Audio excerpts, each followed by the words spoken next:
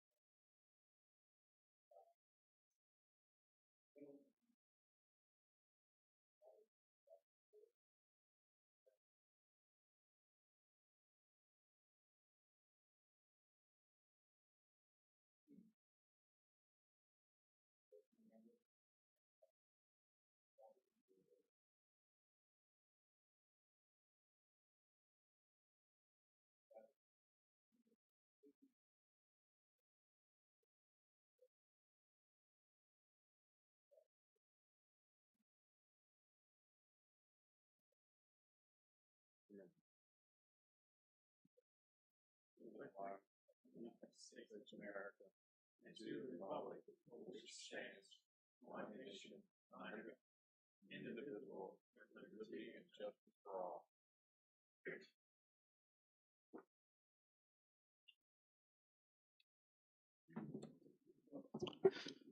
Mr. Miller, do we have any amendments to the agenda? I believe you were going to possibly consider the movement of the meeting to the 19th or the designation of a alternate vice chair, I think. Is that something that you want to consider on the? I don't know if we need to do that as an amendment. I think it would just be at the time of making an adjournment. Yes. So we can have that discussion. Ms. Lackey. So if we do change a regular meeting, we have to adopt a resolution, but I did circulate a draft if that's needed. Okay. So could we have that discussion be part of the county administrator's report, perhaps, if you had the resolution? That's fine. Okay, thank you. Okay. In that case, I'll open the floor for public comment. Comments will be limited to 3 minutes per person in order to afford everyone an opportunity to speak. If comments relate to a specific public hearing item, we ask that you offer those comments at the time of the public hearing, and we do have a public hearing this evening. So please, when you do come up, provide your name and your address, and you'll have your opportunity to provide comments. So would anyone like to give comment?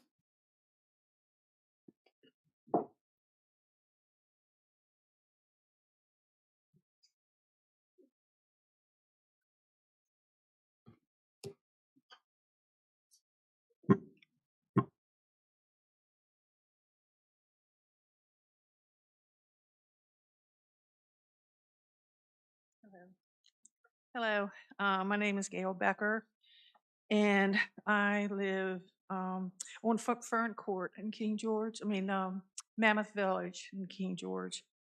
There was a impromptu meeting that we attended on Friday with the Service Authority, and one of the things that was mentioned was that since the design of the pyramid building was structured like a hotel, the Service Authority classified it as a nursing home. Now, my question is, if it's designated as a nursing home, is it still a hospital?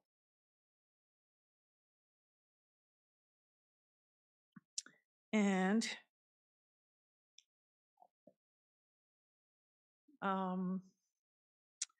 reading the minutes from the March 14th Planning Commission to allow the use of a hospital to be permitted only by special exception in the General Trade District, C2. Reading that report,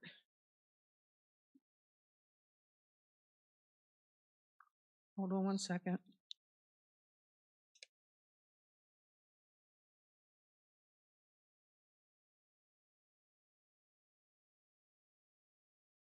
Oh, well, I don't have, oh, yes, I do, sorry. It was mentioned in the planning meeting on April 11th, I'm sorry, that the draft would be the amendment would be done to specify hospitals under a special exception in the trade district at C2. And it said under one of the comments, that's because hospitals are permitted by special exception in the retail commercial C1 district. And since hospitals are permitted by the special exception in the C1 zoning, it is automatically permitted by a special exception in the trade C2 district. So I was just wondering if this was a special exception, then how did they get by with this in by right use? And that's all I have. Thank you very much. Thank you. I'm Kim Dodge, 6150 McCarthy Drive. And this is back to the Pyramid Health Drug Rehab. It was talked about last meeting why they picked this location. And in real estate, it's location, location, location. And may I suggest because of the bridge into Maryland is why this location was picked. Let me add something really quick. We're going to have to hire more deputies and sheriffs, and that's going to affect the taxpayers as well. And we're going to have to increase taxes with that. Sorry, I forgot about that.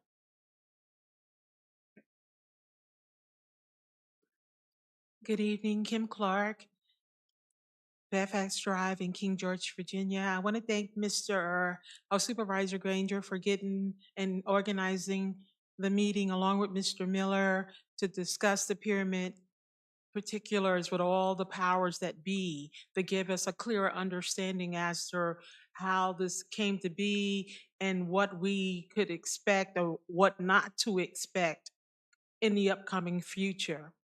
I guess my thing is, I'm concerned.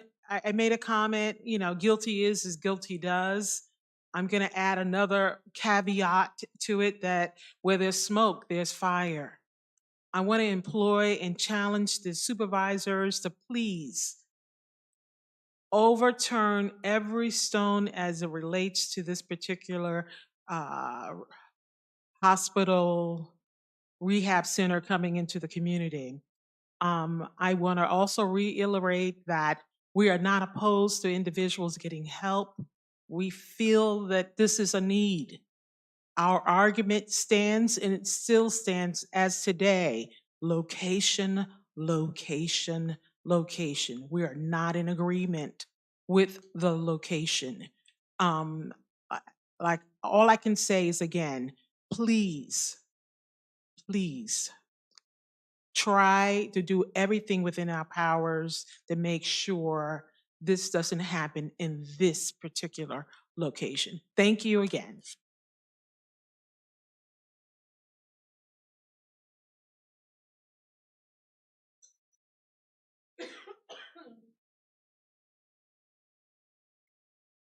My name is Patty Odell. I'm in Monmouth Village also, on Village Lane. It's just come to our attention that there have been homes for sale in Chatham Village and also Monmouth. And this one particular buyer has decided not to buy in Chatham Village because she heard about the drug rehab. The thing is that's going to affect us in Monmouth. We're here, we're citizens, and when the time comes for me, not if, but when the time comes, I am not going to be able to sell my house because of the drug rehab. So I just want y'all to, I know it doesn't affect you all, but it does affect us, and we are citizens of King George County. So again, please, we're pleading to you until that first brick is laid, to think about all aspects, that we are not going to be able to sell our homes. People need to move. We have military here who need to move, and they are not going to be able to sell their house because of the drug rehab location. Thank you.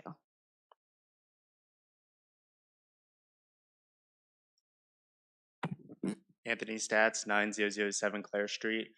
First off, I want to echo what Ms. Dodge said. I think that as we grow as a county, the need for law enforcement and other services like the fire department are going to increase as well. We all know that we're 60 plus firemen down, we're countless policemen down. Crime is only going up in our county. But something in particular I wanted to echo. Knocking in Oakwood Estates, I heard from multiple residents that they're concerned that their community does not have a fire hydrant. Their community, after talking to multiple people, they're scared that if a fire were to happen in Oakwood Estates, that the fire department would not have enough resources to put out a multi-house fire. It's something that after talking to multiple firemen, it is a big concern because the closest fire hydrant is in the elementary school. So that is a really big concern that I heard and just wanted to pass it along. Thank you.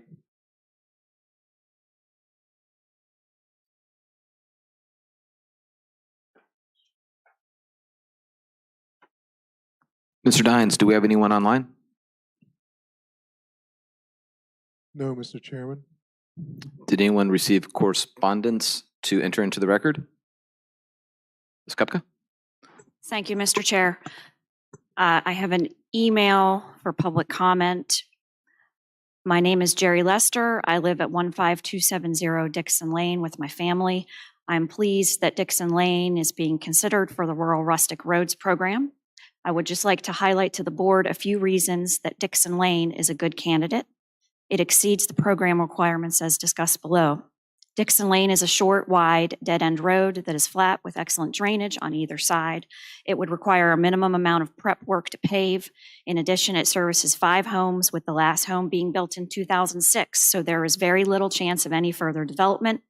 These factors, I feel, more than meet the program requirements and would be one of the least expensive roads on the list to incorporate into the program. Thank you for your consideration. Anyone else? Okay, I will close public comment. And we'll move on to reports of members of the board. Mrs. Bender. All right, I'll start off first. I promised him I'd wear this T-shirt, but I attended on Saturday the 2nd Annual Innovation Challenge, which was pretty cool, down at UMW. King George came in 3rd, and I think it was Rappahannock High School came in 1st. What I thought was really cool about the whole event was the excitement. And one of the unique things being a coach that I saw was it was amazing to see a different group of students working together to achieve one goal, because the students actually went around helping each other, even though they were competitors and there was a rather large prize. They were helping each other out, and it was really nice to see. And one of the little extra benefits that it was a surprise that morning they got was a very expensive 3D printer, and I think it was a year's supply of filament so that they could take them back to their schools to use in their classroom.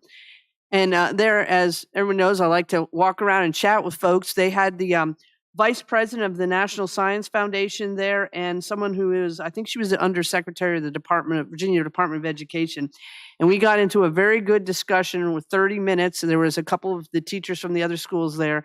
And we talked about workforce development and how communities, without raising a lot of taxes, can be able to afford regional training centers and that. And got the card of the vice president of the National Science Foundation, and we were talking about grants. But one of the other things I pointed out, and I asked him, I'm not a big proponent in SOL testing and standardized testing.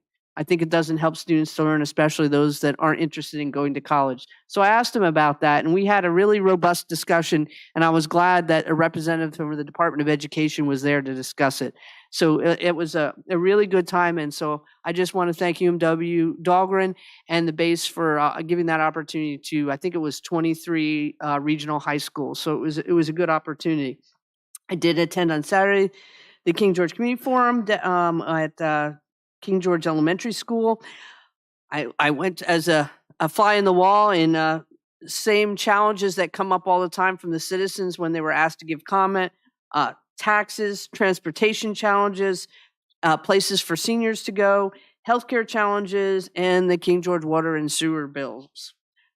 Now, last but not least, oh, wait a minute, I want to say one other thing. I also want to give a shout out to one of the Shiloh residents who gave me a very good informative utility pole lesson 101 the other day. But why he wanted to point it out was he was showing me where all the cables are being laid for All Points Broadband. And I will at the next meeting have a couple of questions concerning that, because I had a really good tutorial, and I do have a question of why it's not, the process is not going a little faster based on evidence of seeing where the lines are already laid. But now my last comment is I want to thank our community at large. As many know, Mr. Collins was involved in an accident just before our board meeting with the school board budget last week. Ms. Kupke, Mr. Stonehill, and myself all in some manner helped out and were involved during the incident. But I really want to thank our community, because every person came out to help, including the people that were behind him and involved in the accident. So I think it was pointed out that when it comes down to it, King George is a really good community. And the image is in my head forever, but I am so happy that TC once again will be with us. That's what I'm happy about. So I want to thank the King George community for what they did that day last Thursday. Thank you. Thank you, Ms. Bender. Mrs. Kupka? Thank you, Mr. Chair. I want to thank everyone for coming out this evening. Thank you to everyone who provided comments. I do have a question before I address a few individuals. Mr. Miller, do we have a response yet from Pyramid with regard to the questions that we sent them in writing and we were told at the last meeting were being sent up their chain of command? We received that memo, and that's the only memo that we have received. We sent another memo today, not a memo, another letter to the same person asking for a response. We've not heard anything back yet. So could I ask my colleagues for if there be consent of the board to have a formal letter drafted on Board of Supervisors letterhead signed by the chairman of Board of Supervisors demanding that our questions be answered forthwith? I'm amenable to that, yes. Thank you. I attended the budget work session on March 23rd, and I want to thank staff for their work on that. Monday, March 27th, I attended the GWRC meeting. Just want to let everyone know that GWRC staff will bring the King George Bike Ped plan that they presented last month and the rural work plan back to the board for formal approval later this month. So in adopting the Bike Ped plan, that will allow us to use it and the GWRC safety study, the $30,000 safety study, and we had a small local match in that, I think $1,600 or so, to apply in the future for a Safe Roads and Streets for All grant application. And that program just opened this week. It's a several billion dollar program and is over the course of 5 years. So hopefully in the future we can capitalize on that. Wednesday, March 29th, Mr. Collins and I hosted a meeting at Smoot Library for Sierra Ridge homeowners. We provided them with a path forward to attempt to remedy the issues they are experiencing, and staff has sent the developer communication requesting their plan to bring Longleaf Drive into compliance for entry in the VDOT state road system. Back to individual speakers. Many of you did speak about Pyramid. Please know we are listening and we are continuing to look for answers. Ms. Becker, I believe you were the one who asked the question about by right and special exception. So how it currently stands, the parcel is zoned C2. So general trade district. So right now, C2 use is permitted by right. Number 10 is a hospital. What you were looking at was C1, which a hospital is not a use permitted by right. A hospital is additional uses permitted only by special exception. So I know it's confusing to read these zoning ordinances sometimes, but that's how that fell through the cracks, so to speak. But we are moving forward with making sure that type of situation doesn't come up again. But thank you very much for the question. Mr. Stats, I've actually had a conversation, Chief Moody has brought a potential concern about fire hydrants just in the past week or so to my attention. So I'm sure at some point here in the future in Oakwood Estates that he'll be bringing something to the board to brief us on what the situation is. So thanks for your comment about that. I spoke to Mr. Collins via telephone today. He's at home resting. And I want to thank everyone. And I know he expressed his appreciation to everyone who helped him in his time of need.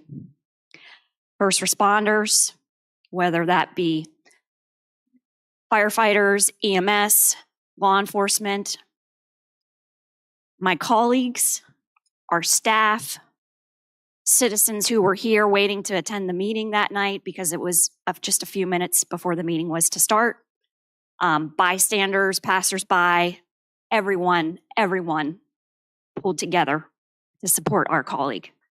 And as Ms. Bender said, we are a community that cares. So thank you all very much. That's all I have, Mr. Chair. Thank you, Mrs. Kupka. Mr. Stonehill? Thank you, Mr. Chair. Good evening, everyone. Just wanted to, I'll start off first by wishing Mr. Collins a speedy recovery. That is, he was in a terrible accident. So I'm hoping that he will heal quickly and get back on the board and bring his personality back to the board, and we can have his banter back and forth up here. But I wish him the best. And again, thanks, for everybody that pitched out on the day of that accident. People that came out, thanks for coming out.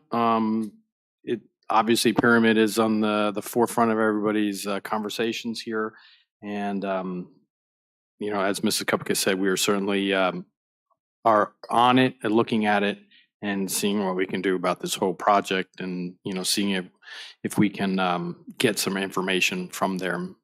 Sounds like they're being a bit cagey on getting their info back to us, but we are still on it. My report, March 22nd, Wednesday, we actually hosted the Rappahannock River Basin Commission. That's a commission that's made up of local officials, delegates, senators from all over the state that the Rappahannock touches. And this meeting was the first meeting since I've been on that commission that we've hosted here in King George, and it was at the Citizen Center. Just tell Mr. Clark that was thank you for hosting that event there. Some of the big things I spoke about there were stormwater runoff issues, tree canopy, keeping the temperatures down, and the general health of the Rappahannock.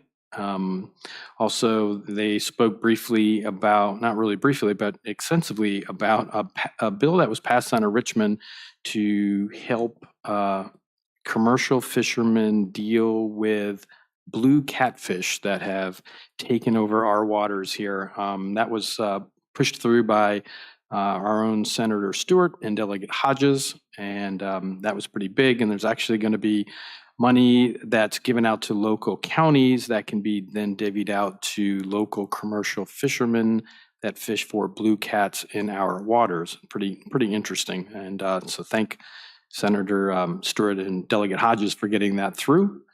And the 23rd, we had our budget meeting. Just thanks for staff for getting all that information ready. And that's all I have.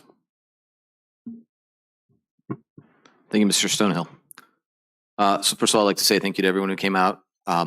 Ms. Becker, you had a couple of points that you had brought up. So there's zoning, and the rehab center falls under, I believe, Chief Moody had mentioned it's like a special hospital, I think was maybe the idea. And so you look at it from the perspective of usage, and there was the comment made of a hotel as an analog in regards to usage is what it was speaking of, and to figure out the amount of water usage. And that's why it was correlated against a nursing home, because it was more in line with the water usage that would be seen in that kind of an activity. It does fall under, from a zoning perspective, under the hospital heading though. And so there's some nuance there, and it's just a different perspective when you're looking at it from those different points of view. I believe Ms. Kupka did bring up. So as you said, C1 does, or C2 says all special exceptions that are allowed in C1 are also special exceptions that are allowed in C2. And in C1, it is a hospital. And as she said, though, that it is also declared by right in C2. So I appreciate where you're coming from that perspective as well. And so we are going through updating all of our zoning ordinance. It's been a long time since they've been updated. So, and there's a reason that we need to do it. And these are the kinds of situations. So we are going through that, and that is part of the process.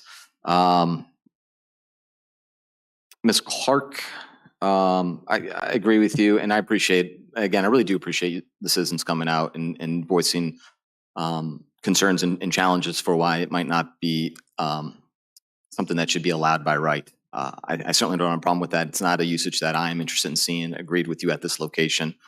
Not that I'm opposed to the idea of a rehab center, but I think this is a terrible spot. And I agree with you. If there is a legal challenge that we could provide in order to justify saying this isn't allowed, I would be on board. And it's not that I want to say no to your the questions that you're saying, that I'd like to say yes. I don't think we have a good answer to be able to justify saying, no, this isn't something that should be allowed. And so yes, we are continuing to look. I would encourage you to continue to look. I know sometimes we can get heated in our discussions, but at the same time, I think it's of value as well, because as you bring those forth, and we can entertain them and look at them, and if something comes forth that bears fruit, then we can stand on that. And so more people looking at it, I think, helps as well. So please don't give up in that regards either. We will not give up either, but more eyes is always better. So I do appreciate it. Ms. Odell, I appreciate again, these are impacts to the citizens. And so definitely the idea of being able to sell a home. Again, I'm not excited about this activity, in this location. But at the moment, it is something that's allowed by right. And so, as I said to Ms. Clark, we will continue to look to see if we can find a legal recourse to justify why it might not be allowed. Mr. Stats, thank you for your input on Oakwood Estates and bringing forth those concerns. I think I covered it all. So, and I would just like to say thank you to staff for the budget work session on the 23rd as well. And yesterday, April 3rd, we had our Comrail executive meeting. So just kind of set up the plan for the next Comrail, for the actual Comrail meeting. So it's going to be planned for May 11th, and it's going to be in Colonial Beach. Again, I know all my colleagues are always welcome to attend. I will be there. If you have availability, please come. And if you don't, that is okay as well. So that is all I have. And so I will close reports from members of the board, and I will entertain a motion on the consent agenda. I will make a motion to accept the consent agenda as presented. Second. We have a motion properly seconded. Do we have any discussion? All in favor say aye. Aye. Aye. Aye. Any opposed? Chair votes aye. Motion carries. Constitutional officers reports. I don't think we have any. Report of the county attorney. Good evening. At the last meeting in my report, I mentioned that there was a forthcoming law effective July 1st to have a policy regarding FOIA costs. And I appreciate Supervisor Kupka bringing my attention that there's an existing policy that's not easily found on the county website or elsewhere, that it dates back to August 21st, 2018. So I will certainly review that policy and see if there's need for any changes. But barring any changes, the policy states that if more than 30 minutes of staff time is required to perform a search, then in general, the default rule is that the hourly costs of those person are billed to the requester, as are costs of production for hard copies. It's 2 cents per hard copy page, 30 cents for a data disk, if anybody's still requesting data disks these days. Actual mailing costs if it's furnished in hard copy, and then GIS records are subject to their regularly applicable GIS rates. So I just wanted to bring that to your attention. Another matter that was brought to my attention is that the license agreement for the Historical Society was approved on November 1st in 2022. It does not have a specific expiration. However, we had discussion that we would like to see movement towards finalizing a lease within 6 months or so. So the 6 months is coming up here very closely. And I do appreciate Ms. Parker reaching out to me to check on the status. However, the Historical Society is still in the process of restoring their corporate status. So my recommendation is that it's premature to negotiate and advertise for public hearing a lease agreement until that matter is clarified. But the license agreement remains in force and effect. There's no change to that barring any action by this board. So I just wanted to raise that to the board's attention. And then the last matter I wanted to provide an update on is that I have been nominated to serve on the board of the Virginia chapter of the National Association of Telecommunications Officers and Advisors. It's a relatively small group in Virginia, but they're very active. They provide a lot of good information about broadband, about cable franchises. So I've been a member of the group, but I've been asked to serve on the board. And so I just wanted to bring that to the board's attention. The elections are going to be held later this week. And that's all I have. Any questions? Only thing I'll bring up is, should we have the discussion about the calendar and possibly amending our? Yes, we can do that. So as mentioned, unfortunately, Mr. Collins is likely to be unavailable on the April 18th date. At the January organizational meeting, the Board of Supervisors adopted a regular meeting schedule. So if the board wanted to consider moving the April 18th meeting, it would need to be done by resolution. I had drafted a proposed resolution that I can read aloud if you'd like me to, if that's the will of the board. We can hold off for a second. And so I know, just I guess to maybe add a little more clarification, is I will not be available for the 18th meeting. And so, which occasionally happens. But obviously then the vice chair takes on that role. And so I don't know, Mr. Collins, God willing, he'll heal fast and he'll be available. Just trying to plan ahead is kind of what I was thinking. In case Mr. Collins is not available, I don't want him to rush back if he's not.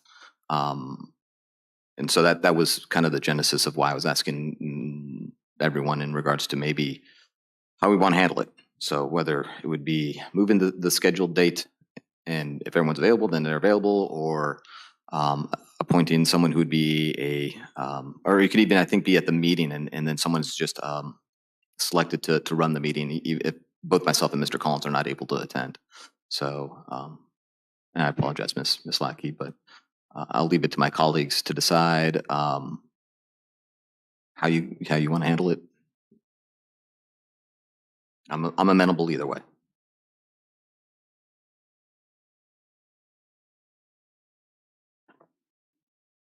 Looking at the different, the options and stuff, I think just leave the meeting the way it is. If TC is back, that's great. If not, if we elect a temporary vice chair to run the meetings, I think that would probably just to keep things on the same day, and the staff and everybody knows it's on Tuesdays at 6:30, and you go from there. But I think I would be more inclined just to have a temporary vice chair if Mr. Collins is not available. Oh, okay. Is the rest of my colleagues amenable to that? I might be back. It'll be very tight for me though, so that's my concern. Mr. Chair, thank you. So I think there was an option for a temporary vice chair, suspend the rules of our order, but I think what we're mincing words here, is to select a temporary presiding officer to proceed with. Okay, I just want to make sure, because that's something completely different, and I don't want to go down that road of a temporary vice chair. So I would be willing to keep the April 18th meeting, because that's a Tuesday, and hopefully Mr. Collins will be right here in his chair, and we know Wednesdays are not good days for him. It's true. So if we slide it to Wednesday, that would be a conflict for him anyway. So enough. I would agree with keeping it on the 18th then and select a temporary presiding officer should it be necessary. I have no problem, and since we do the order, I would be the next person in line based on our way we've been doing it. That's fine. And so I just know Mr. Miller would be the one who'd have to call to order the meeting, and then I guess the board would take action if that were the case, if it comes to fruition that that's the situation. Okay. So it Now- sounds like we'll just continue to have it on the 18th, and if Mr. Collins is able to make it, he'll be here. Like I said, it's possible I can make it. It'll be really tight if I do. So just trying to plan ahead. So, but I think we have a plan. So thank you. Thank you, Ms. Lackey. All right. We do, you had nothing else for your report, correct? Nothing further, thank you. Okay, thank you. I just want to make sure. I didn't want to cut you short. So next, we do have a public hearing. The King George County Board of Supervisors will now hold a public hearing that has been properly advertised to receive public input regarding the proposed amendments to Article 2, Section 210.2 of the King George County zoning ordinance. That has been properly advertised. I'm sorry. I will first ask for the staff report. I will then open the floor for public comment. Public comment is limited to 3 minutes per speaker in order to afford everyone an opportunity to speak. Please state your name and address before your comment. Upon completion of public comment, I will bring the matter back to the board for consideration. The board may or may not take action tonight depending on information received during public comment. So I will ask for the board report first. Mr. Stewart. Thank you, Mr. Chairman, members of the board. I'm Richard Stewart. I'm a planner with the Community Development Office, and I'll be giving a brief overview of case number 230202. So this case is an amendment to the King George County zoning ordinance to remove hospital as a by right use in the General Trade District, C2, and to allow the use of hospital as a use permitted only by special exception in the General Trade District, C2. This is an amendment to section 2.10.2. That's the general trade permitted uses by right. If you recall back to your February 20th meeting, you directed staff to amend the ordinance by removing hospitals as a use permitted by right in the general trade district and to allow the use of hospital as a use permitted only by special exception in the general trade district. Following this direction, the King George County Planning Commission held a public hearing on March 14th, where the commissioners voted unanimously to forward the case with a recommendation of approval. A hospital is defined in section 1.9 definitions of terms as an institution receiving inpatients and rendering medical, surgical, and/or obstetrical care. This shall include general hospitals and institutions in which service is limited to special fields, such as cardiac, eye, nose, and several others. The term hospital shall also include sanitariums and sanatoriums, including those where feeble-minded, mental patients, alcoholics, senile psychotics, and drug addicts are treated or cared for under supervision of licensed medical personnel. I will mention that this definition will remain unaffected by this text amendment. Additionally, the current ordinance permits hospitals only by special exception in the retail commercial C1 district. And section 2.10.3, that's additional uses permitted by special exception within the general trade district, item 4 states, all uses permitted by special exception within the retail commercial district.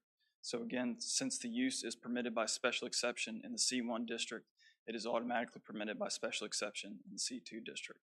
I realize this is a little different from our usual text amendments, but we are working with an ordinance that was drafted in the 80s. The use is also permitted by special exception in the industrial light district. And I will mention that the proposed amendment is in line with our current draft ordinance, and that is where hospitals are only permitted by special exception in the C1, C2, and I1 zoning districts. The proposed text amendment will be to section 2.10.2, permitted uses by right, to remove hospital as a by right use in the general trade district C2, and to allow the use of hospital as a use permitted only by special exception in the general trade district.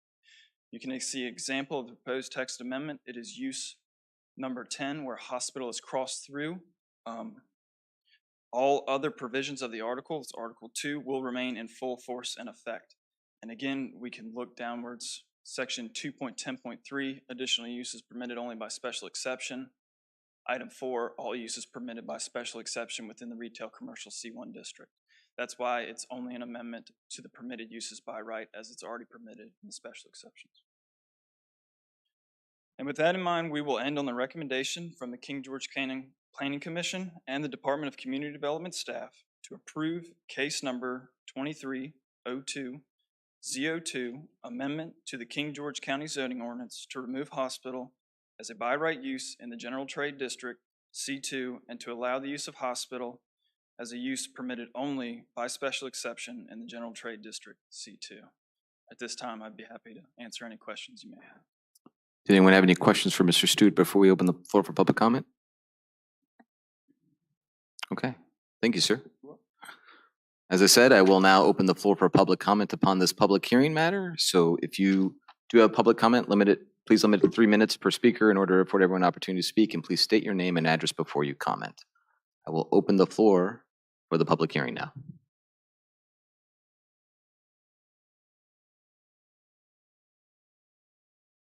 Mr. Dines, do we have anyone online? No, Mr. Chairman.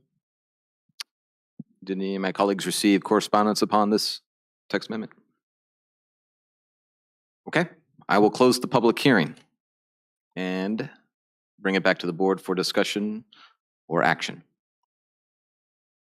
Mr. Chair. Yes, ma'am. I move to approve case number 23-02-Z02, amendment to the King George County zoning ordinance to remove hospital as a by right use in the general trade district C2 and to allow the use of hospital as a use permitted only by special exception in the general trade district C2 as presented. Second. We have a motion properly seconded. Do we have any discussion? All in favor, say aye. Aye. Aye. Aye. Any opposed, chair votes aye. Motion carries. Thank you. All right. Next, we have presentations and reports. Mr. Beal, secondary six-year plan presentation. Good evening, David Beal, VDOT resident engineer. It's good to be with you all. So it's that time again. Time to update the secondary six-year plan. I was encouraged. You'll make me drive. All right. I was encouraged to hear Ms. Kupika's comment. People are paying attention with a timely comment on which road they would like to be hard surfaced. These slides are updated from last year, pretty much the same, but we'll run through them and take any questions you all might have. So this is a secondary six-year plan. So we're working on secondary routes. Those are the routes numbered 600 and above. So not our primary routes, but our secondary routes. It's a six-year plan. So this is fiscal year 24 through 29. This is the cover sheet of the plan. When we're all done, I'll sign off and the county administrator will sign off on your behalf. The funding comes from two sources, telefees and unpaved roads.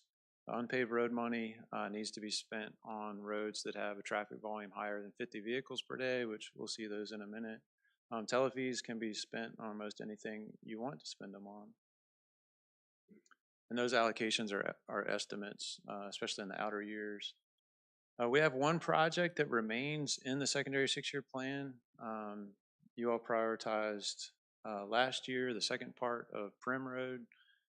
We hard surfaced the first half of Prim Road last year, and we have shuffled money around that was left over from the other projects that were on the plan that we completed. And the good news is that fiscal year 24 starts July of this year. So we plan to hard surface the second half of Prim Road later this summer and into the fall. So that will leave you with no projects left in your secondary six-year plan and a lot of money. So we get to allocate about 2 miles worth of roadway if you continue to choose to hard surface roads with your funding. But you can see we've parked all the outer year money in your countywide engineering and survey. I'd like to leave $25,000 in there in case something comes up that we need that for. But that still leaves almost $400,000 in that line item that we can allocate. And then the unpaved roads, there's $450,000 there that we can use to allocate for projects. Gives us a little over 850-ish thousand dollars. We roughly budget about $80 a foot on our hard surfacing roads. So if you want to allocate about 2 miles for the rural rustic program, that would be about the limit. Of course, telefees can be spent on most anything. So I've had conversations with several of you about drainage projects, and one of your constituents contacted me this week about widening Lambs Creek Road. That would be a significant project that we wouldn't be able to fund within the 6 years without additional funds. But there are a lot of competing interests, but typically the board has hard surfaced existing state maintained gravel roads with this funding. That's the Rural Rustic Program. So the Rural Rustic Program is a practical approach to paving Virginia's low volume roads. It aims to keep traditional rural lane ambiance while improving road surfaces within the right of way. It must already be in the state system, so we're not taking in any new gravel roads. It can't carry more than 1,500 vehicles a day, which all of your existing state maintained gravel roads are nowhere near that. It does have to be allocated as a line item in the secondary 6-year plan. It is predominantly for local traffic, so if there's a big development that's coming, or you're going to rezone a track, that gravel road that you want to do that on, if that were the case, may not be a good candidate. And it does just need minor drainage improvements.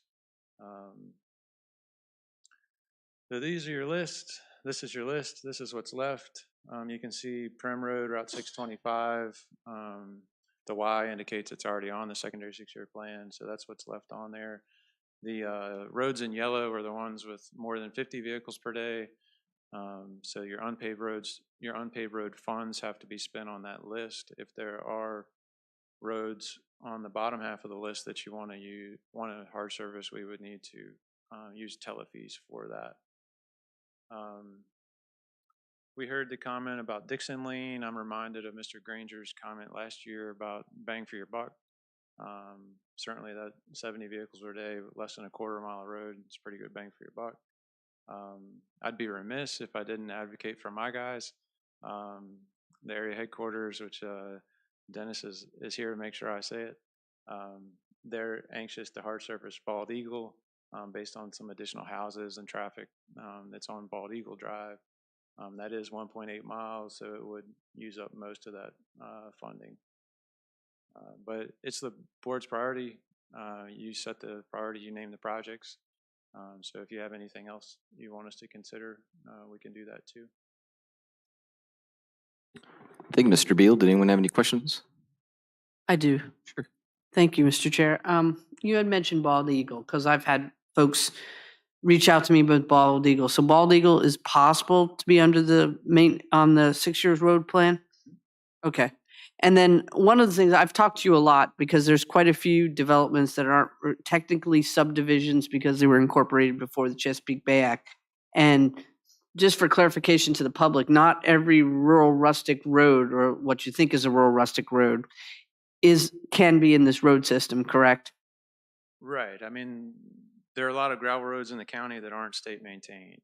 So if the road has a route number and it's gravel, then it could be part of this program. But if it's just a private gravel road and VDOT doesn't maintain it, it would not be part of this program. And that's why I asked, because especially in Shaw, I've had a lot of people just assume because the road is dirt and gravel that it can be part of this. But if it doesn't have a route number, it can't be. Right. So we have another program called Rural Addition. So this is Rural Rustic. The other one's called Rural Addition, and that's how you get a rural route into the state system. It's a high bar. It takes a funding source, which a lot of times when there's no HOA or no, county funds, nobody has the money to do the road work to bring it into the system. We don't accept any more gravel roads. And then my question is, Mr. Dines, can you go back to the chart of the roads? I can do it.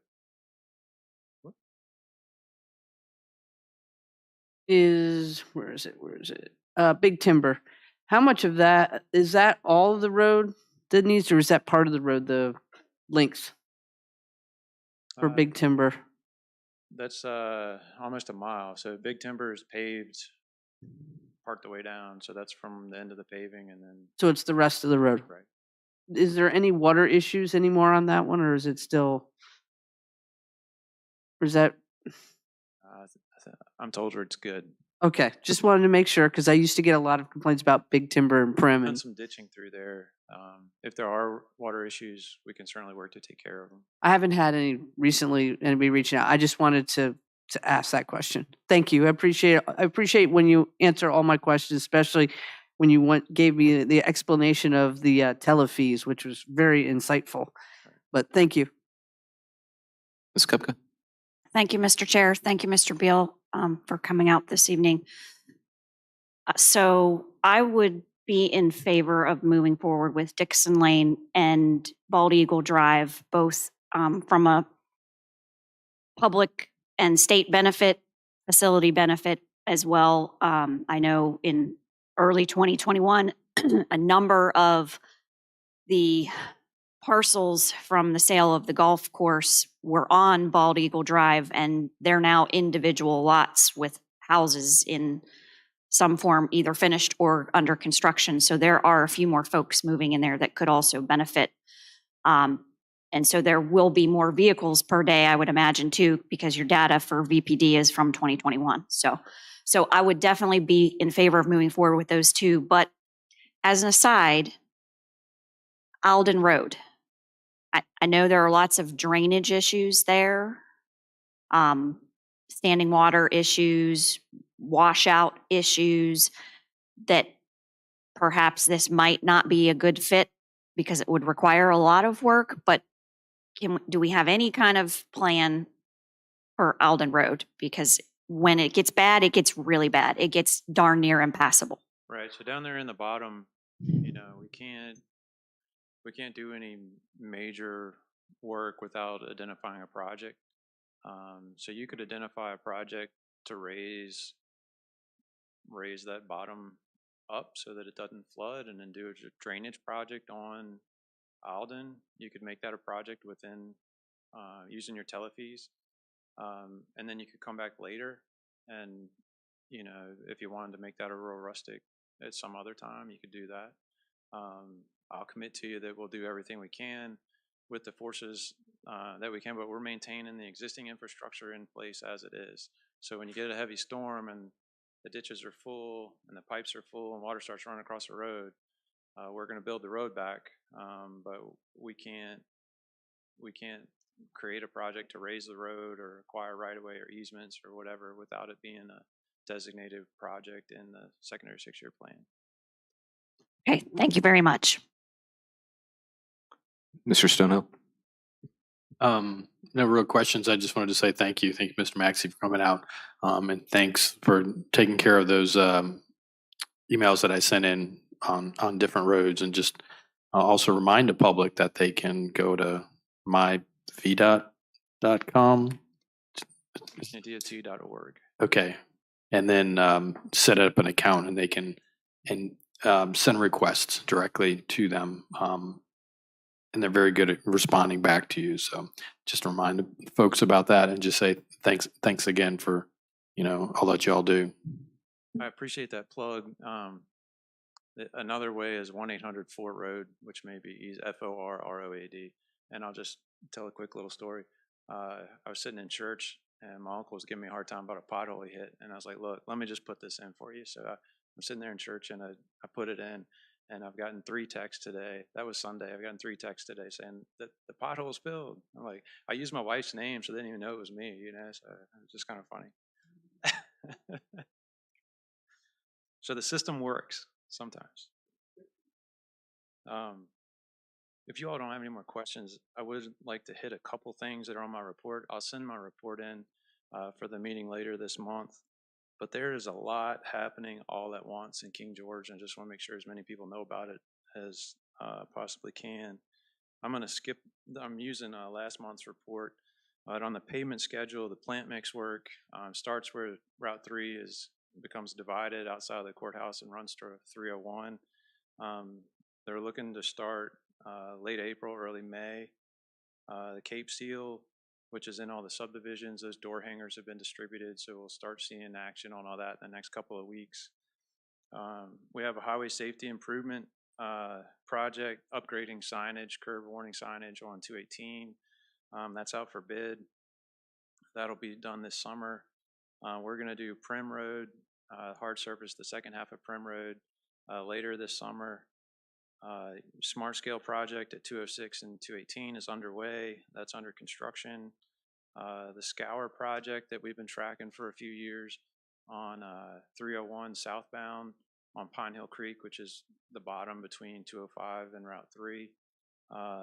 That's been bid. Bids came in high, but we're moving towards award.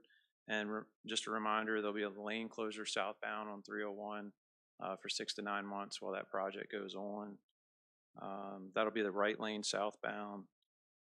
The bridge on Prim Road, State Forces Bridge crew is getting ready to replace that.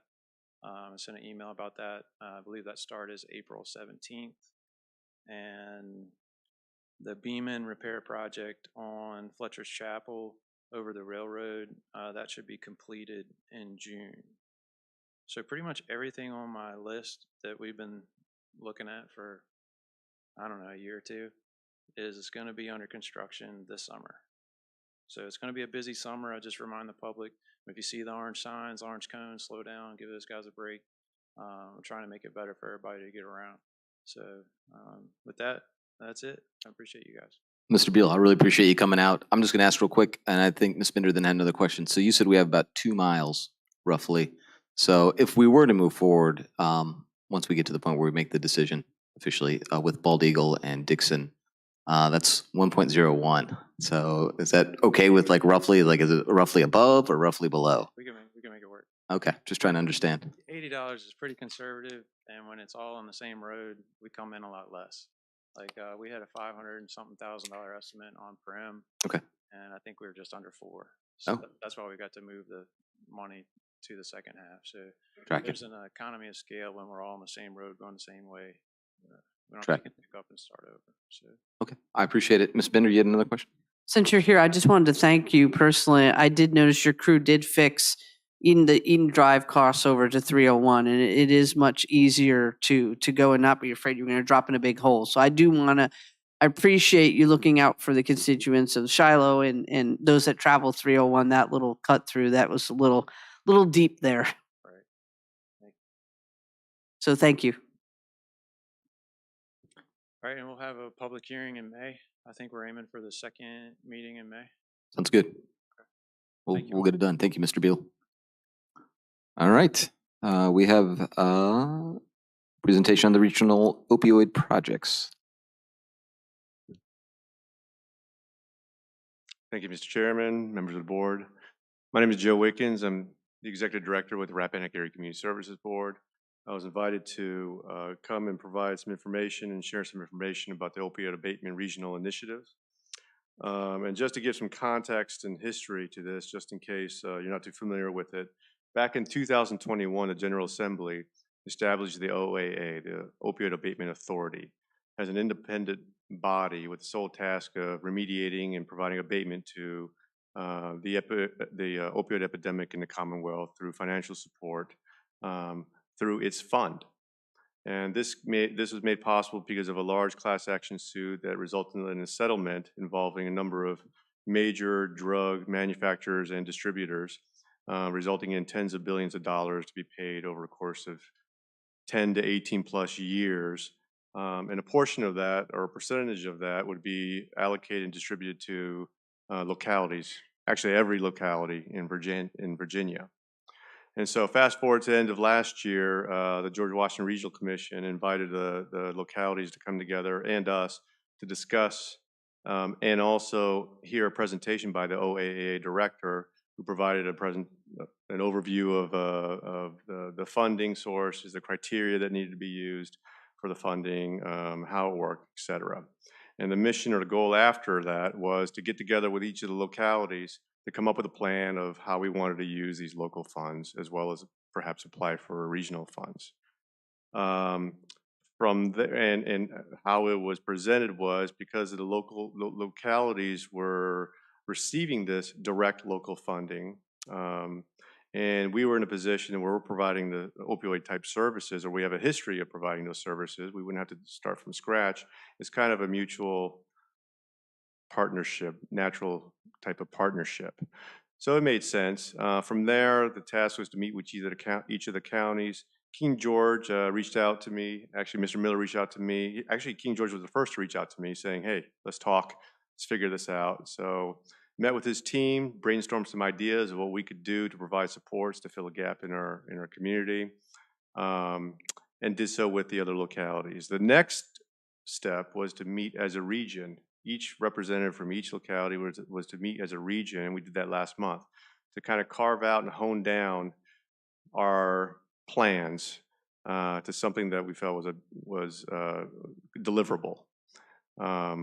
And we came up with two separate plans, two different projects, one requiring direct local funding as a source, the other one requiring more regional funding, which we would have to apply for, if that makes sense.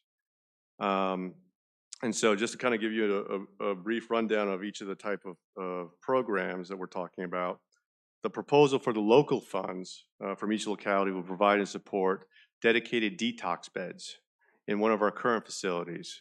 We run a crisis stabilization residential program called the Sunshine Lady House in Fredericksburg. And it's a 12-bed facility, and we would dedicate 3 of those beds for detox for individuals with a opioid use disorder.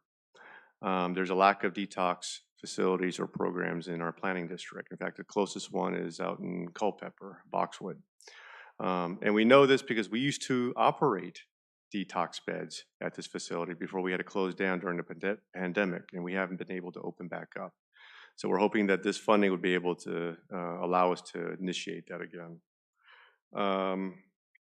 The plan would be for each locality to support this program by paying for a portion of it based on the services we provide currently to each locality. So in other words, King George represents 9% of all the services that we currently provide. So the cut would be 9% for King George, equivalent to about $22,000 per year.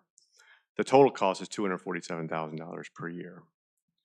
And the hope would be that after the first year, it would subsequently go down because we'd be able to bill for some of those services.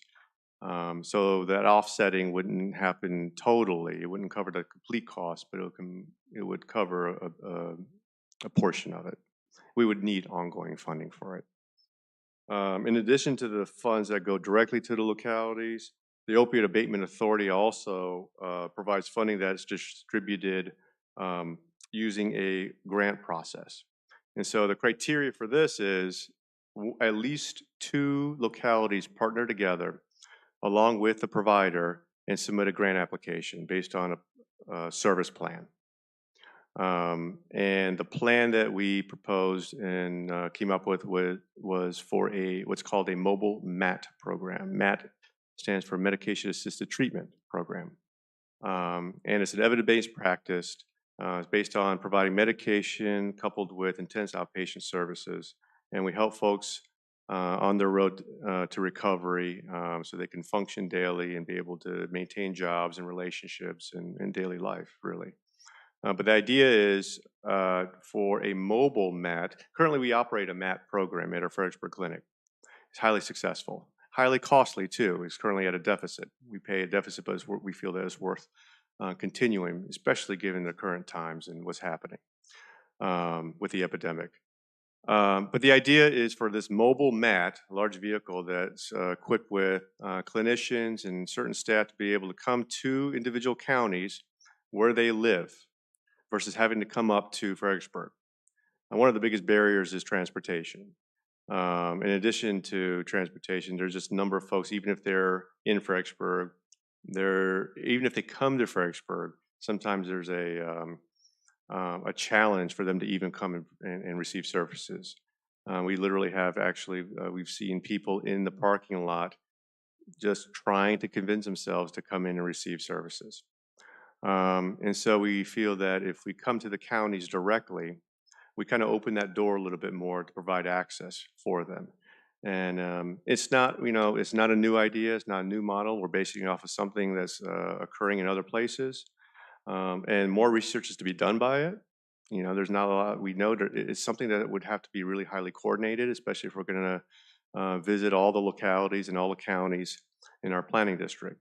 But the cost for that service would be $695,000 per year for the first year. And that would, after the first year, we're planning for that cost to be reduced to $525,000 ongoing. We plan to also offset this service, but unlike the detox service, this service doesn't provide much of a reimbursement if we did bill. It's high cost, and so it would require ongoing funding for this. The project would require us to apply for, it allows us to apply for a 5-year term, and that's what we would do, upon which our understanding is we would reapply.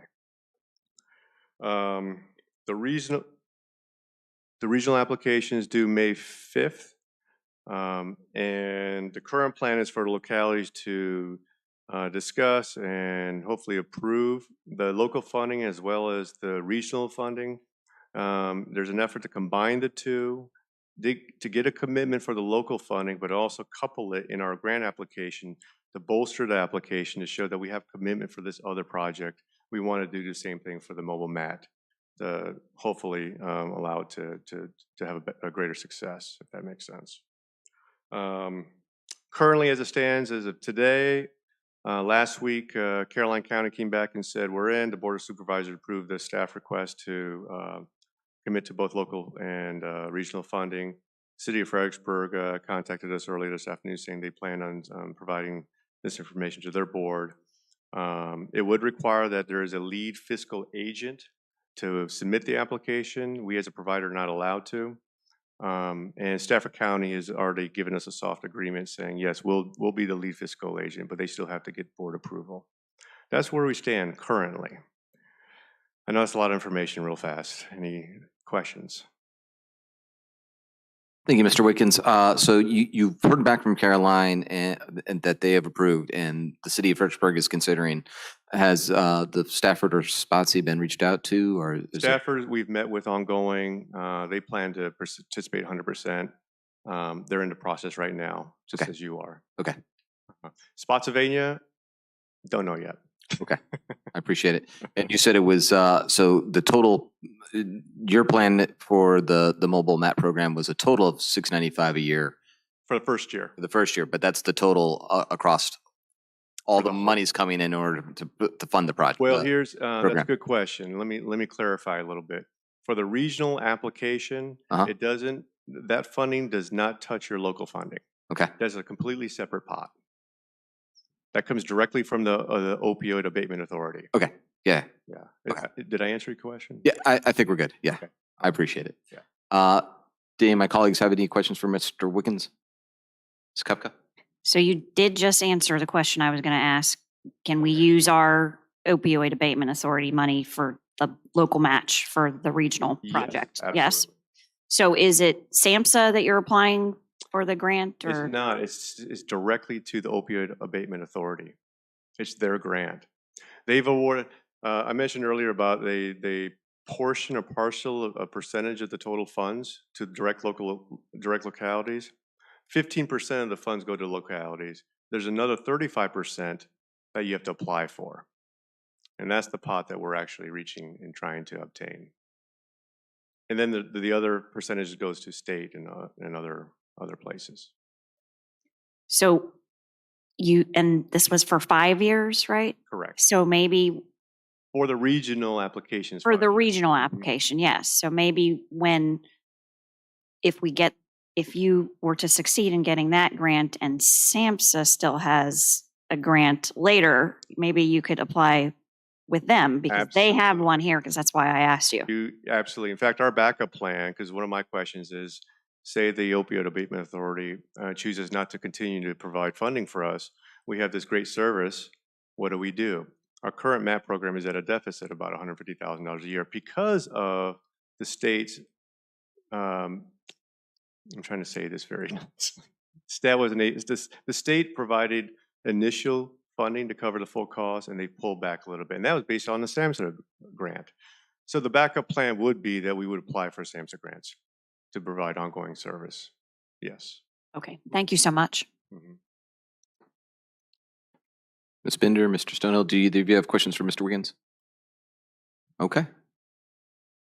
Appreciate it. Thank, All right, thank you for the very brief much. out. I'm sure we'll be considering in the future Okay. meetings. So. Thank you very much. All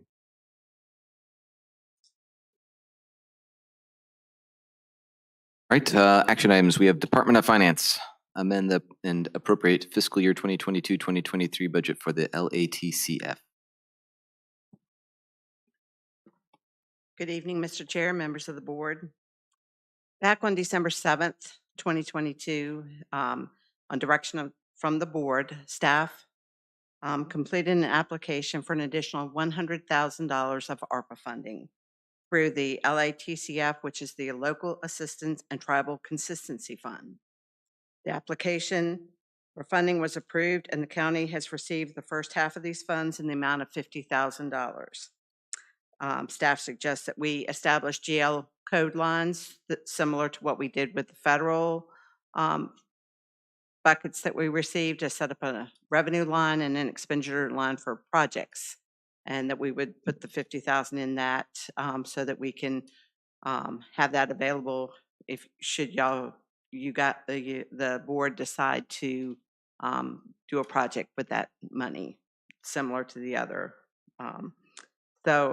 With that, I would ask that you authorize the county administrator to amend the fiscal year 2022-2023 budget for the $50,000 funds received from the LATCF and to appropriate the funds as presented. Any questions for Ms. Hahn? I do have a question. I don't have an issue with the action, but I'm just curious, has staff identified any projects to which we could apply these funds? It's possible that the action item that is following could possibly use those funds.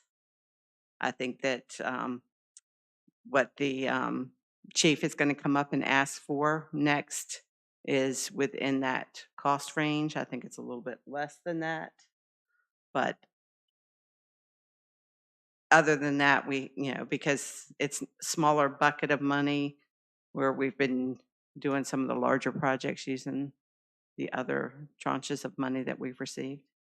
So the only reason I ask is because we were eligible for this money because we host a federal installation here. Is that correct? I'm not sure all the parameters that were listed in there on the application. That was my understanding, was that we were eligible for this money, this additional money, because we have a federal installation in our community. So I am not going to say no to the suggested use later, but I just was curious if anyone thought of that and had any items or projects in the Dahlgren district that could use it. That's all. Not that has been brought to my attention at this time. Or maybe Mr. Stonehill has any input to offer. I don't know. I just making a suggestion based on where the money came from. Any other questions for Ms. Hahn? Okay. I'll entertain a motion if anyone would like to make one. Mr. Chair, I move to authorize the county administrator to amend the FY 2022-2023 for the 50,000 funds received from the LATCF and to appropriate the funds. Second. We have a motion properly seconded. Do we have any further discussion? All in favor say aye. Aye. Aye. Aye. Any opposed? Chair votes aye. Motion carries. Thank you, Ms. Hahn. Thank you. All right, I believe we have Chief next. Some mechanical ventilators is my understanding. Mr. Chairman, members of the board, good evening to you. This item is for the authorization to purchase 2 Zoll portable mechanical ventilators. The Department of Fire Rescue is in need of replacing our 2 existing mechanical ventilators. Due to recent failures and hardware issues, these ventilators are used for a variety of medical conditions and required for optimal care in patients exhibiting respiratory failure for various reasons, trauma, CHF, congestive heart failure, strokes, coma, opioid overdoses, trauma, respiratory, and cardiac arrest events. The recommended action would be to authorize a county administrator to take the following actions. Transfer the funds in the amount of $42,299.90 from the American Rescue Plan projects line to the general ledger expenditure line to be created for ARP Zoll mechanical ventilators, and authorize purchase of the 2 portable mechanical ventilators in the amount of what I just stated, $42,299.90. And happy to answer any questions about this equipment, what it's used for, etc. Thank you, Chief. Did anyone have any questions for Chief? So these would be coming in to replace existing ventilators that are nearing end of life? Correct. Yeah. What our plan is we would actually kind of put these in a reserve capacity, the ones that we currently have, and then these would be frontline in the field. So we'd hold on to the existing ones we have as backups is the idea? Yes, sir. That's Okay. the plan. Okay. Is there any way to like refurbish those? I don't know if that even makes sense. There is not. It's becoming an older type of technology. I mean, we bought them used. We knew that they were, when we purchased them years ago, that they were towards their end of life. There were more companies that were willing to and able to make repairs and conduct the annual service. Okay. We're seeing that go down. So, it could be within the next couple years. We just can't, we can't, find any parts if something breaks on them. But they have to be serviced, and they have to be inspected and tested annually through a licensed biomedical service.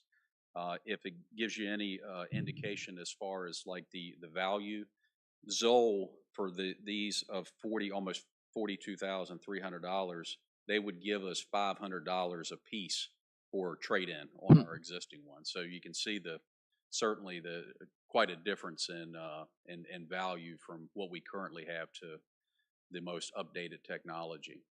And just as a point to mention, I know it was mentioned about, last week was certainly a hectic week for everyone in this room. But right after that incident, we used one of these mechanical ventilators right down the road. We had a elderly female go into cardiac arrest, and our existing ventilator, we use those for situations like that. Just one of the many life-saving tools that we carry in the toolbox. So. I appreciate it. Thank you, Chief. Mr. Stonehill. Lifespan on these things? Could be 10 to 15 years. Just really depends on the amount of use. So it's got quite a extended shelf life. And these I will say that this is a newer product that Zoll has come out with, so it's not like on the end of their design period. The older ones, getting rid of those, I mean, are they worthwhile even to donate to a smaller department that can't afford something, or are they just not usable? Well, we still have, the reason why I think we should keep on to them for a while is because then, we would have 4, especially with, some of the unknowns about, what we're seeing, some of the changes we're seeing in the county. We got to, certainly with the substance abuse facility, where opioid epidemics is we're seeing that trend, start seeing some more increases in that. So right now, I think we ought to keep them, and then if we get to that point, we possibly look at donating something to another community. Yeah, I was just saying down the road when you said that, they'd give you $500 for them, which is not a whole lot, but if they could be used elsewhere. Absolutely. Thank you. Certainly keep that. We've done that from time to time. I Right. think we just donated some medical equipment recently that, we couldn't, was no use to us, was no use to anyone else. So Good. Thank you. Any other questions? All right. I move to authorize the county administrator to take the following actions. First, transferred funds in the amount of $42,299.90 from the American Rescue Plan projects line to a GL expenditure line to be created for ARP Zoll mechanical ventilators. And then 2, authorize the purchase of 2 Zoll portable mechanical ventilators in the amount of $42,299.90. Second. We have a motion properly seconded. Do we have any further discussion? All in favor say aye. Aye. Aye. Aye. Any opposed? Chair votes aye. Motion carries. Thank you, Chief. thank you. We do not have any discussion items, so I'll move on to the county administrator's report. Thank you, Mr. Granger. Couple things. I sent a memo to you earlier that came from Ms. Gump that she had requested a use of the floating holiday this Friday, the 7th. I see no reason that that's a problem. She, I know, is open when other county holidays are going on, so I think she is looking to give the staff a break. Obviously, she's going to get ready to crank up here soon, and they'll start throughout the rest of the calendar year. She'll be dealing with early voting and all that. So, bridge closure. I think that some folks already received the KG alert. So tomorrow, I believe it's from 9 to 10 is the next step that the Maryland Transportation Authority will be doing, the contractor there on the old nice bridge. And so if you get a chance to get up there, I would advise to get up there well before 9 o'clock, because I think they'll start backing up traffic, around that time. So I know last time there was a pretty good traffic delay and it had already happened. So if you can get up there, then, I know they don't want looky-loos, but I know this is kind of a historic event, as it comes down. So Mr. Stonehill already has his spot reserved, I believe, don't you? The current Christmas tree. So we mentioned that we have a little committee, and Mr. Granger, I think, is the chair. I've conferred with him. They are looking, the general property crews want to cut the existing tree down. As we reported, it's diseased. It's just going to get worse. They want to do it next week. I had said, okay, well, let me just make sure. The plan is we'll get a green giant. It'll come from the Meadows Farms, Nurseries, and Landscape in Stafford. It's going to be about $500 to $600.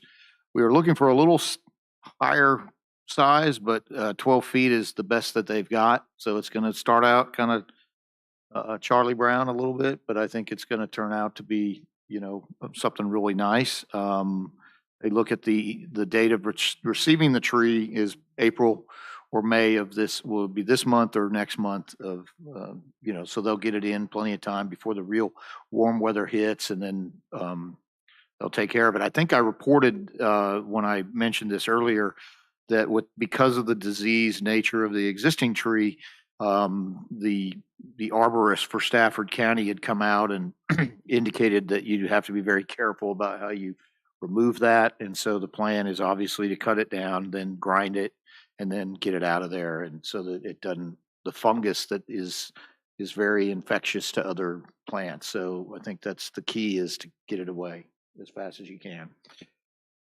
So if you want to watch it, we can let you know, or we can film it. But anyway, couple of things on your to-do list. Just wanted to provide you with an update. I think we moved some things prematurely to completed, and they're not, but I'll provide you with an update this is the non-capital items. These are the items that are dealing with ordinances and things like that. That indicates those are completed. Some of those are not completed. The salary survey is certainly not completed. Cigarette tax collection and enforcement is a constant deal.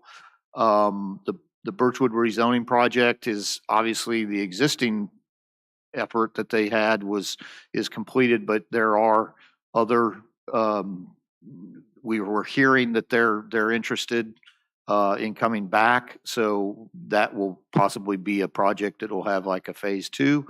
Hunting with dogs, I believe that's something that Miss Lackey is still dealing with. Is that correct? So Jessica and I are tracking the Court of Appeals decision, but the circuit court decision was to uphold the state law, which would not allow the action that the citizen was requesting. So that's just something that we're tracking, but there's not expected to be any immediate actions. The financing for large capital projects, that was obviously an issue to do the courthouse, to do the public radio system, the public safety radio system. It will also obviously, and that was for gap financing. There also will be an element of that with the new fire station when we get that ready. And then obviously you're going to have a something that'll be part of the CIP on the preschool, or at least some kind of a plan. But so that may come back. I will tell you this, that there's several new items that are going to be added that we will provide an update with going forward. One of them is obviously this opioid abatement, because there's several different pots, as Mr. Wickens had indicated, and the possibility that you could partner with other communities through them. That's something that is obviously going to be presented to you here in the future. The reassessment committee is obviously another new to-do item, and Ms. Lackey and I will sit down and craft some kind of a proposed plan or structure for you all to consider. But I know that's something that you want to get in place. Pyramid Health, which it's on the existing one for you. That obviously is an ongoing situation. It's an ongoing situation because of the staff time that's involved in working with the citizens down there, and obviously trying to work through this process with the folks from Pyramid Health. I think it's safe to say that we have not had any, obviously, no, as I reported, we've not had any kind of communication from them. And I know that is a concern, and it is a concern to staff, but they've not also been communicating with community development. They've done nothing. So there's no permit pulled. There's been no meetings with them. So essentially it's gone silent. And I'm not saying that it's going to remain that way, but I do say that, from the standpoint of the citizens, I think there's no immediate issue of them doing what they're going to do, or in terms of their building. Micro wineries will be another item that we'll put on there. I will report that the micro winery special exception will be on the Planning Commission next week on Tuesday the 11th, and then it would make its way back to you. So for a public hearing to be adopted. So that could be it might have a short life on the to-do list, but it'll be on there. And again, my plan is to give you the Board of Supervisors you got a lot of to-dos going on, and we've broken them down by capital and non-capital. I'd like to do the front meeting of the month on non-capital to give you updates, and then we'll provide you a little focus on the second meeting of the month on the capital items, just to keep you just to break it up. I'm happy to talk about any item on the to-do list. It doesn't mean that we don't want to talk about it. It's just, I think for the sake of management of information and how processing it, I think it would be important to do that. Budget meetings, as you know, you're meeting on Thursday at 6 p.m. here in the boardroom. We basically pushed the meeting from last Thursday due to the unfortunate events that happened with Mr. Collins, and everybody was in agreement that we should cancel that meeting. So I think that's very important. But Dr. Boyd and the board will be here to pick up and start that discussion. And then the 13th, I believe, Mr. Granger, you were not going to be in attendance. So the question would be then you guys can make a decision if you want to have another meeting on the 13th or if you want to just wait until the 20th. I know Ms. Hahn is getting sweaty and nervous over there about the timeline, but I know that our plan is to get you as much information for the meetings going forward after the school board. I'll ask my colleagues, do you want to hold one on the 13th? I will not be able to attend that one. But if you would like to, I'll leave it to you guys to make that decision. Mr. Chair, can I ask a question? Yes, ma'am. Thank you. So the content of that meeting on the 13th, would that be what would have been the content on the 6th? Yes, ma'am. And that would have been all of the other county functions talking about proposed pay increases, bringing back any departments that you specifically wanted to have that I believe Mr. Collins had asked for that were 20% or more on their budget increases. And then I think the other thing we were going to do is have a kind of proposed general budget of the whole package. And we can make whatever changes might be made out of the result of the meeting on the 6th. We could then have that ready for you to review on the 13th. So if that does not work, we can move it to another time. Certainly understand.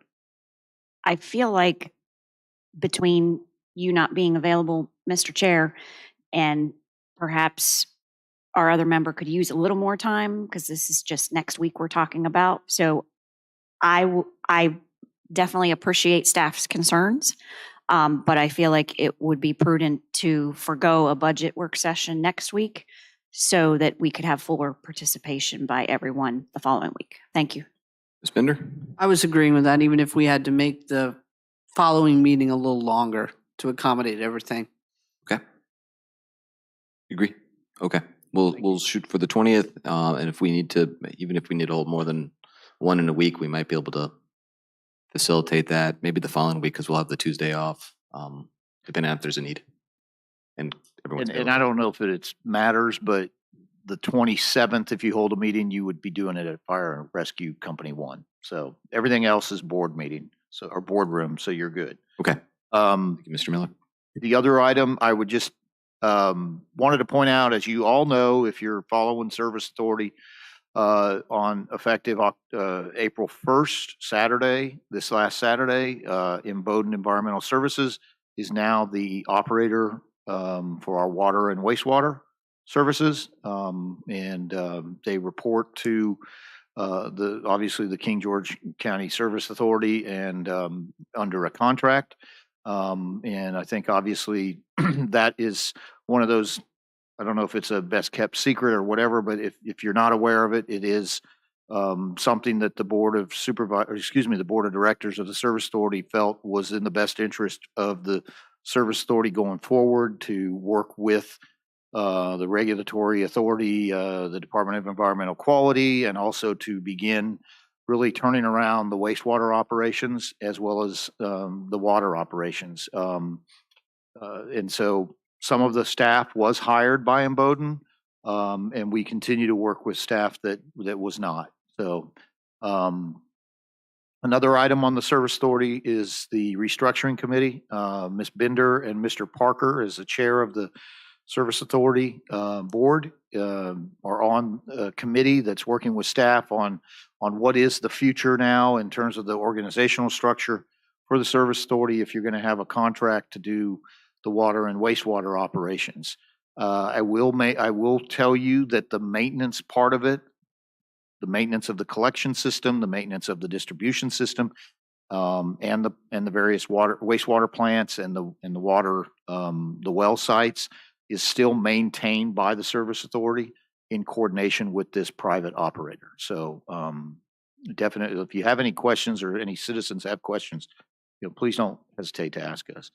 Last item I would just venture to tell you about is, obviously, as we are being given some degree of interest that large developments have, obviously the last issue that we had with Birchwood, the plan of attack has always been that our community development department would contract with a third party planning and / development type company.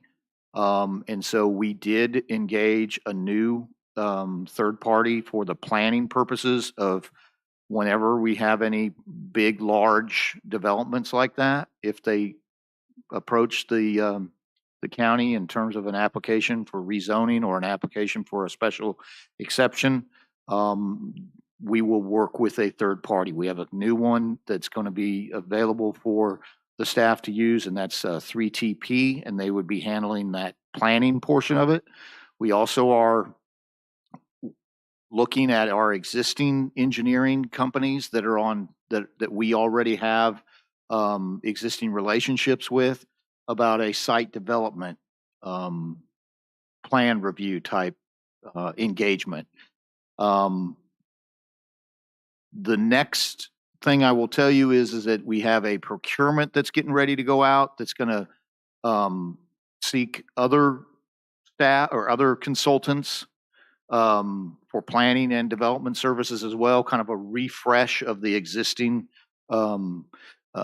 qualifications that we have. And so at this point, I will tell you that we're not getting any interest, but it's due tomorrow, but that may happen by the end of the day.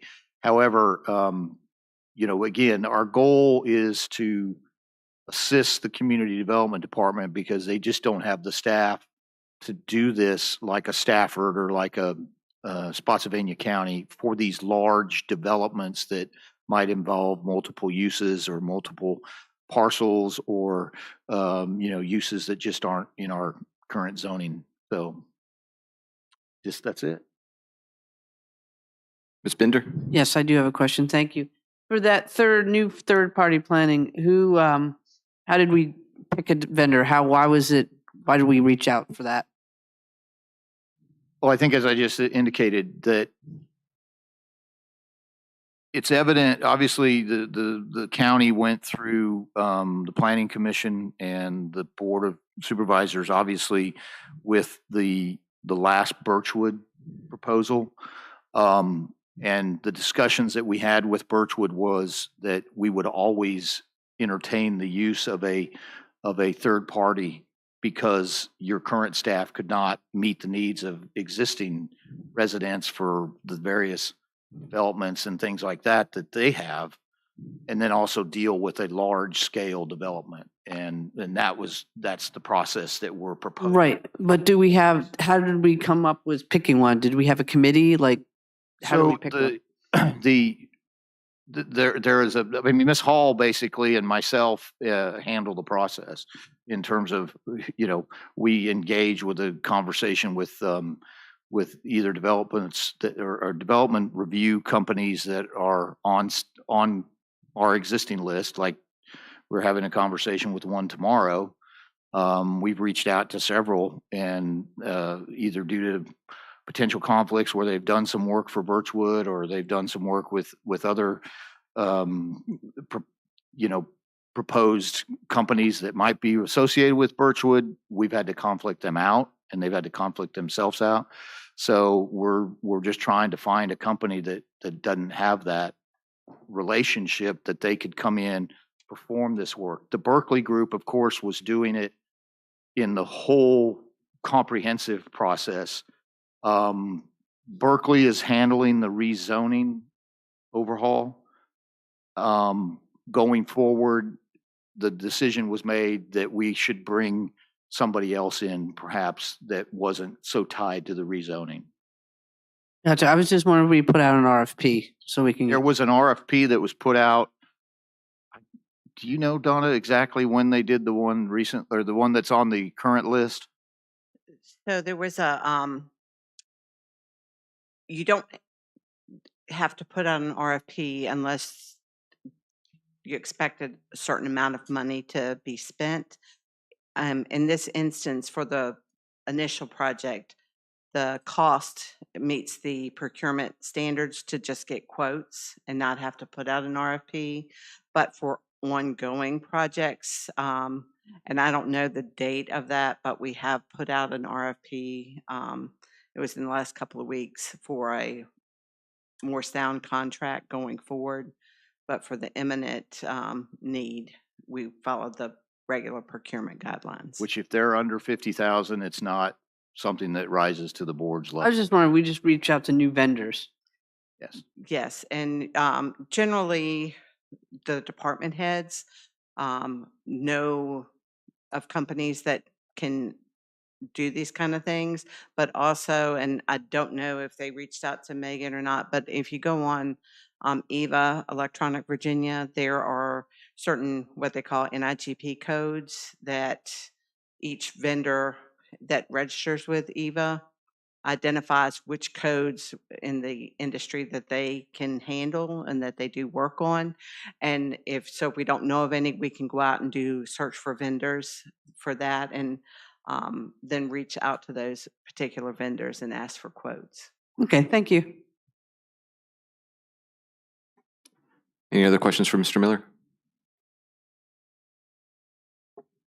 Okay. Thank you, Mr. Miller. In that case, I believe we do have a closed session. Does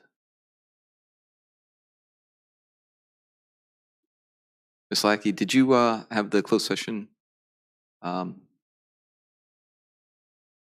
motion?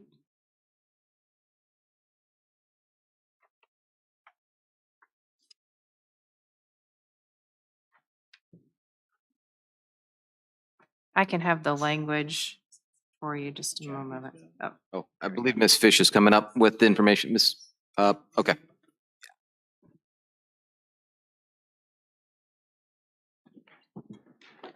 I move that the King George County Board of Supervisors convene in closed meeting for discussion of disposition of surplus properties or potential property acquisitions pursuant to Virginia Code Section 2.23711A3 to discuss the potential acquisition of real property for the purposes of fire and rescue facilities pursuant to Virginia Code Section 2.23711A3 and 6. These provisions permit discussion concerning consideration of the acquisition of real property for a public purpose where discussion in an open meeting would adversely affect the bargaining position or negotiation strategy of the public body, and discussion or consideration of the investment of public funds where competition or bargaining is involved, where if made public initially, the financial interest of the governmental unit would be adversely affected.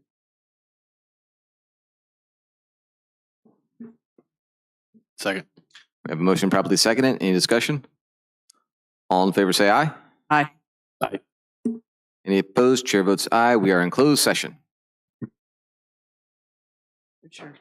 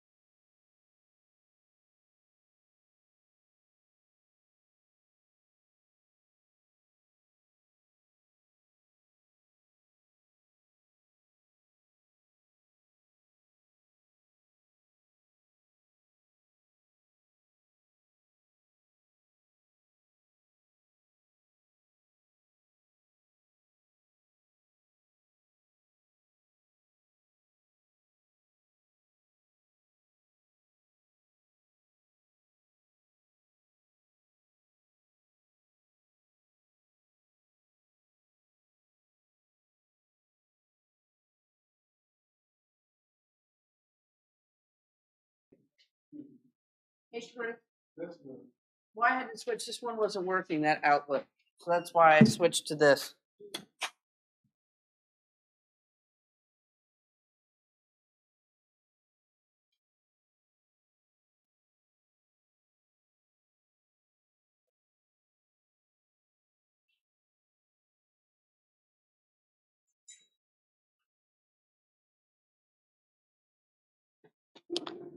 I move that the King George County Board of Supervisors return to public meeting and certify by vote that only public business matters lawfully exempted from open meeting requirements by Virginia law and only such public business matters as were identified in the motion convening the closed meeting were heard, discussed, or considered during the closed meeting.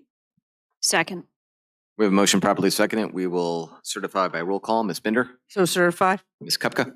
So certify. Mr. Stonehill? So certify. Chair certifies we are back in open session. I will entertain a motion. All right, I move to adjourn to Thursday, April 6th, 2023 at 6 PM here in the boardroom. Second. We have a motion properly seconded. Any discussion? All in favor say aye. Aye. Aye. Aye. Any opposed? Chair votes aye. Motion carries. We're adjourned.